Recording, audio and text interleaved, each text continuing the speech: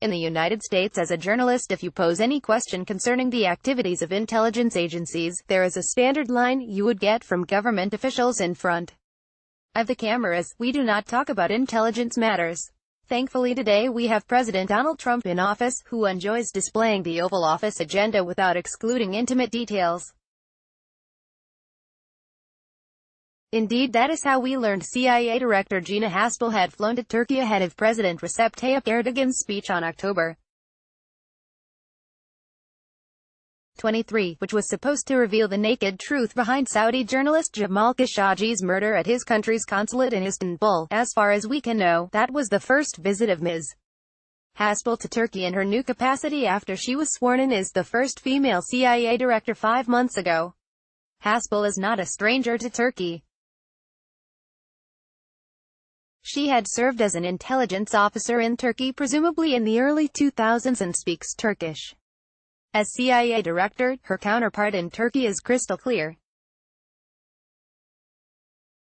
What struck me in stories in Turkish media on her trip was the rambling that suggested she may or may not have met the chief of the National Intelligence Organization, MIT. I guess it was a little too late to try to create a total mystery around the subject after the President of the United States decided to publicize Haspel's visit.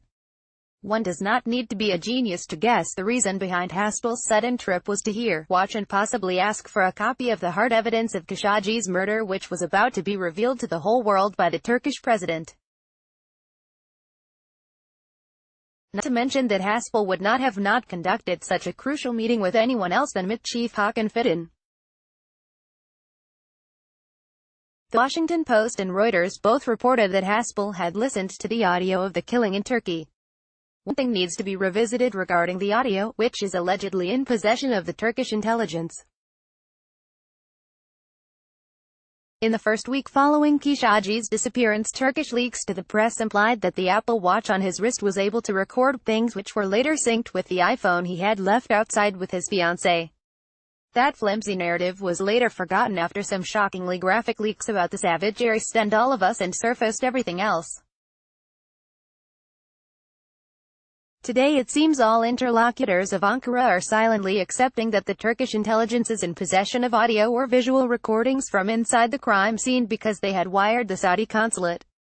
Since what the Saudi hit team did over there is such a huge betrayal to humanity, international law and diplomacy, we have not heard a true criticism of Turkey for violating the Vienna Convention by conducting surveillance over a foreign mission on its territory. When I raised this dimension of the Khashoggi investigation in Turkey with quite a few diplomats from various countries including Westerners, they all implied this has not been a bigger deal because everybody wires or wiretaps one another and everybody knows. It seems it was only the Saudis who did not know that open secret. Judging by how Ankara has played its hand so far, we might anticipate that the Turkish side probably did let Haspel only listen to the audio of the killing but refrained from sharing a copy of it. Especially if the audio was truly obtained through surveillance, it is unlikely that the Turks would hand in a proof of their surveillance to an organization like the CIA. Trump was briefed by Gina Haspel on what she listened to, saw, or learned in Istanbul as soon as she got back to Washington. In fact, Trump's rhetoric on the connection between Khashoggi's murder and Saudi Crown Prince Mohammed bin Salman, MBS, was already dramatically changing while Haspel was still in Turkey. On those days, Trump told the Wall Street Journal, "He's running things, and so if anybody were going to be, it would be him." What we do not know yet is whether Trump will go as far as forcing the Saudi king to expel his son.